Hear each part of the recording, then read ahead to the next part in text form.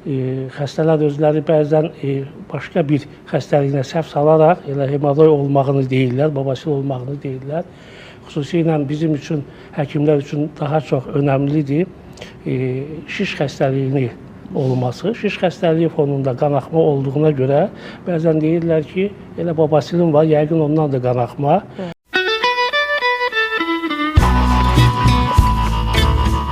Təşəkkür edirəm dəvət etdiyinizə görə.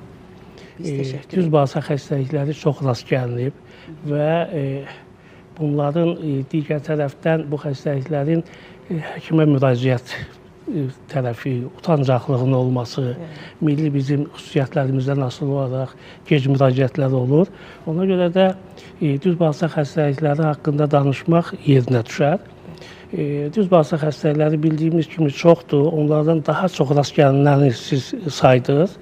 Hemoroy, babasel xəstəliyi, analsat və perianal fistul. Digərləri də var. Düz bağırsağın sallanması, seyirli qışanın sallanması, poliplər, düz bağırsağın polipləri var. Sonra iltihab bağırsaq xəstəlikləri fonunda düz bağırsağın zədələnməsi var.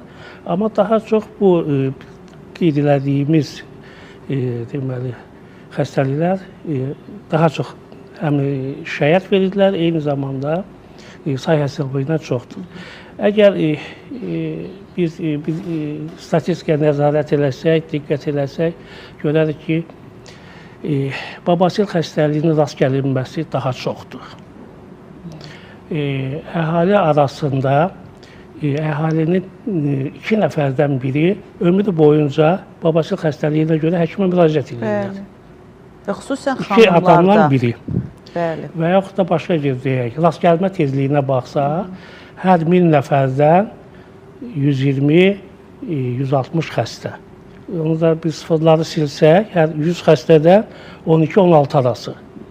Görürsünüz, az deyil, böyük rəqəmdir. Və Ümumdünya Səhiyyə Təşkilatının verdiyi məlumata görə də bu xəstəliklə bütün insanlar, içərisi də biz qarışıq olmaqla, bütün insanlar bu xəstəlikdən olmasa da, bu xəstəliyin əlamətləri ilə həyatı boyunca rastlaşacaqlar. Yəni, bu faktorlar ola biləcək. Elə danışmışkən daha çox hemoroy ilə bağlı fikirlərimizi qeyd edək. Bəli, bu deməli, xəstəliyin düzgün anlamaq lazımdır. Xəstələr özləri bəzən başqa bir xəstəliyinə səhv salaraq elə hemoroy olmağını deyirlər, babasel olmağını deyirlər. Xüsusilə bizim üçün, həkimlər üçün daha çox önəmlidir şiş xəstəliyini olması. Şiş xəstəliyi fonunda qanaxma olduğuna görə bəzən deyirlər ki, elə babasilin var, yəqin ondan da qanaxma.